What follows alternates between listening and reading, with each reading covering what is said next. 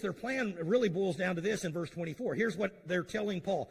We want you to take those 4 men and purify thyself with them and be at charges with them, that they may shave their heads and all may know that those things, all these things you've been accused of, really mean nothing.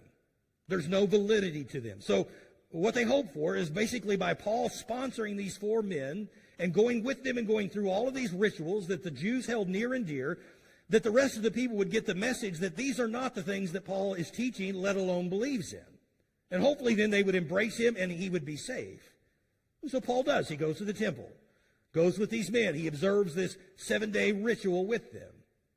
However, it doesn't do anything to appease the devout Jews.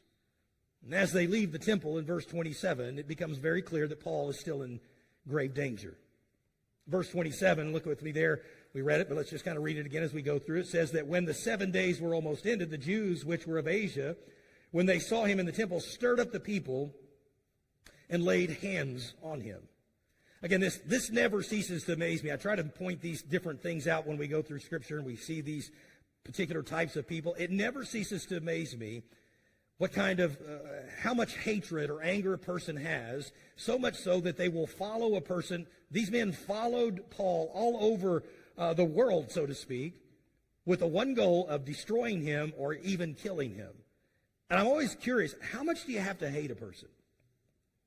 How much bitterness do you have to have, or anger welling up within you, that your entire life's focus becomes destroy that person? But that's what's taking place. And so, as they apprehend him, they grab hold of him in verse 27, they begin to accuse him again. They accuse him of the same things that we've already covered, of blasphemy. They accuse him of defaming the temple. They assumed that some of the men that he had with him were Gentiles. They made that assumption because they had seen Paul earlier with an Ephesian. And so they made the assumption that he has taken a Gentile into the temple. Now, that's a big deal. If you don't know much about their culture, if you weren't a Jew, you weren't allowed to be in certain places within the temple. In fact, it was sometimes punishable by death. So in their mind, they see Paul, they make an assumption that he has brought these Ephesians into the temple. They have violated their customs, their laws, and all their traditions, and they're willing to make it punishable by death. Again, they hate Paul so much, they don't care about what's true.